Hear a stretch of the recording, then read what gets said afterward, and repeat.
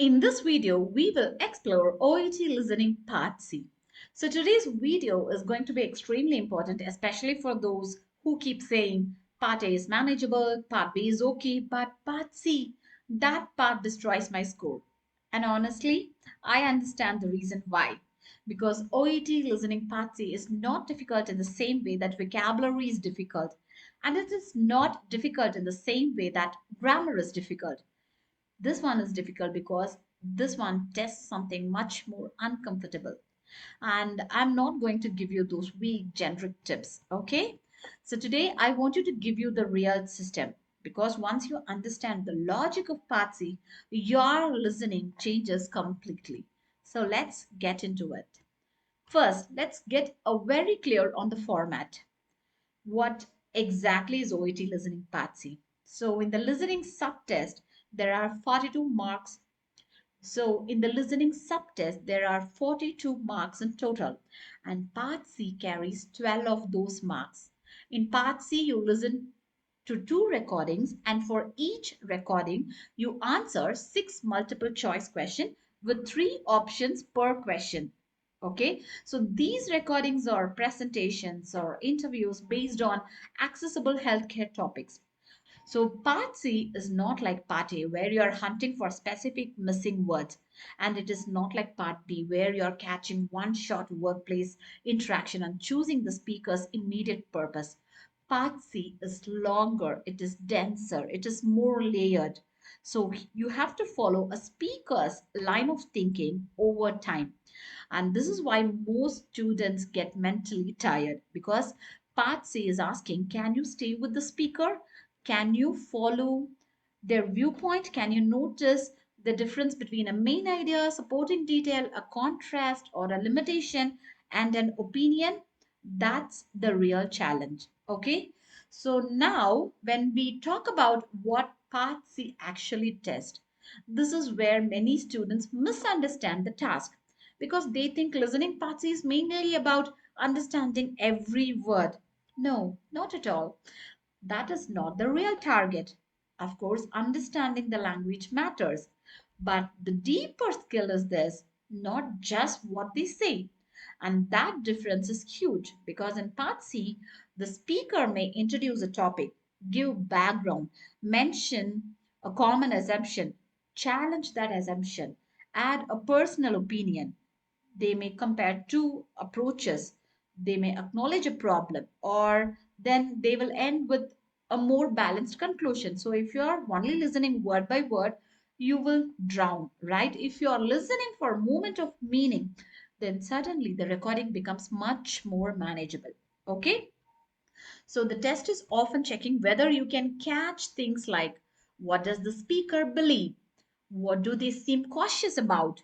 What are they criticizing? What are they recommending? What has changed in their thinking?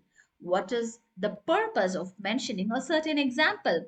That is why Part C feels more intellectual. It is not just hearing, it is interpreting. Okay? And do you know the reason why do students lose marks in Part C? Because of five major reasons. The first reason is they listen too locally. That means they get trapped in one sentences. They hear one unfamiliar phrase, panic, and mentally stay there while the record keeps moving on. And once the recording moves, remember the student is still fighting with an old phrase in their head. So that's a disaster because Part C punishes mental delay. And the second reason is that students expect the answer options to repeat the exact words from the audio. But you know, right? Multiple choice question and OET often work through paraphrasing. That's very important, isn't it? And the third reason is that the student choose options that are technically true in the recording but not answer to the question. Okay, because OET loves answers that sound familiar, sound safe, sound possible, but do not actually address what the question is asking. Fourth reason is that the students do not track speaker attitude. Remember, that's very, very important. So please be aware of that. And the fifth reason is that they don't simplify the options. They read long answer choices, get overwhelmed, and start guessing emotionally instead of thinking precisely. Okay, so that is why Part C feels so slippery. It is not usually the speed alone, it is the combination of meaning, paraphrase, logic, and trap options. And I need to talk about the mind shift you need. In Part C, don't listen like a student. Listen like a professional trying to understand another professional's position. That changes everything because when a healthcare professional is speaking in a presentation or interview, they are not just throwing random information at you. Got it? They are building a view, they are explaining a problem, they are justifying a method, they are reflecting on practice, they are contrasting your old and new approaches. So if you listen for that moment, you stop feeling lost. So the real question is not what did the speaker say? The better question is what is the speaker doing right now? Are they defining or explaining or defending, critiquing, qualifying, summarizing, or reconsidering? So that is a much smarter way to listen. Got it? Now I'm just going to give my strategy. I call it as a 3C decoding. The first one is the content, and the second is for connection, and the third one is the conclusion. So when I say content, okay, that's the basic layer. What is the speaker talking about? What is the topic? What problem, practice, challenge, or ideas being discussed? And this connection. Now here you need to ask how the ideas are getting connected. Is the speaker moving from the past to present, from problem to solution, from assumption to correction, or from theory to example? So this is where real listening begins because part C is not a list of facts, it is a chain of thought. And the third C for conclusion. Now here you need to ask, what does the speaker really want me to understand? What is their final position? What matters most to them?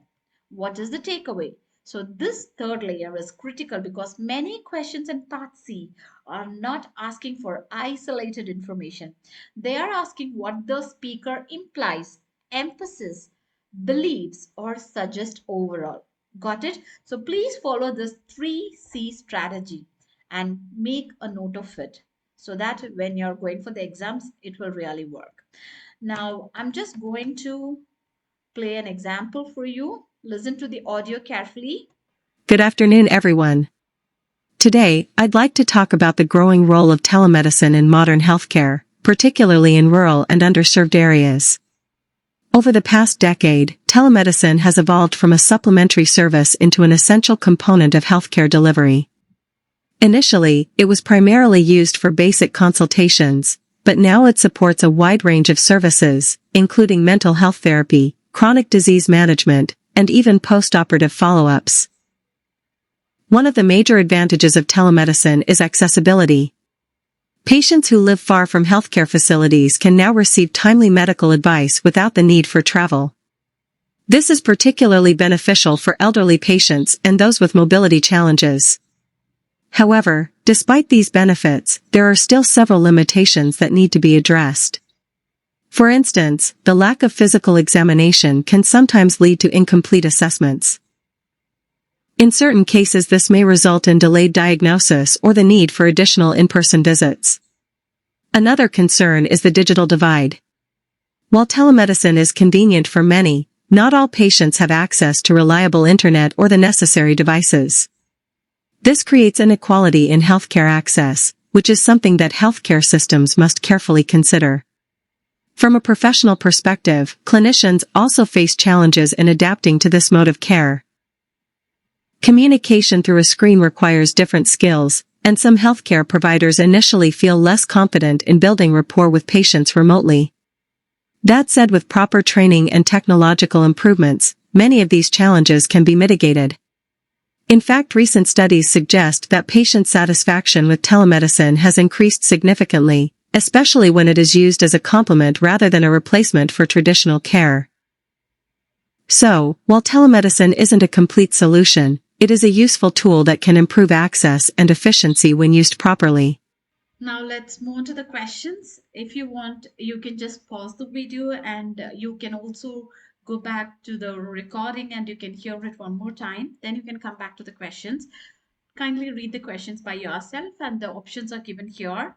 Now let me reveal the first answer. What is the speaker mainly discussing? So the option is option B, the development and challenges of telemedicine. Many students go wrong here because they focus on one part of the lecture, but the speaker is clearly talking about what telemedicine is, how it developed, its advantages, its limitations. So, this is not just about money, right? It's about more rural healthcare industry. So, it's about the overall development plus challenges. Got it? So, the correct answer is B. And for the second question, the question here is, according to the speaker, what was telemedicine mainly used for initially? And the correct option is basic consultation. Yes, initially it was primarily used for basic consultation. That was given in the audio, right? So this is a direct match. But notice in the exam, sometimes this will be paraphrased. Okay. And for the third one, what concern does the speaker express about telemedicine? The correct option is option B. Lack of physical examination can lead to incomplete assessments. That's what the speaker said, right? So that's your key idea here. And for the next question, what does the speaker suggest about the digital divide? The right option is option B. It affects equal access to healthcare, right? Because the speaker spoke about not everyone has internet or devices. This creates inequality. So, what does that mean? Unequal access to healthcare. Option B is the right option. And for the fifth one, how do some clinicians feel about telemedicine initially? They struggle with communication and rapport. That's the right option because the speaker said clinicians feel less confident, harder to build rapport. So clearly they struggle initially. Okay. And for the last one, what is the speaker's overall opinion of telemedicine? The option is C. It is useful when combined with traditional care. Yes, the speaker said not a complete solution. The speaker said it's a valuable tool, best as a complement, right? So this is a balanced option, balanced opinion too, not extreme. So the correct answer is option C. So in part C, don't choose what you heard, choose what the speaker meant. Got it? So that's all for today's video. Kindly like, share, and subscribe for more OET tips. See you in the next video. Bye bye.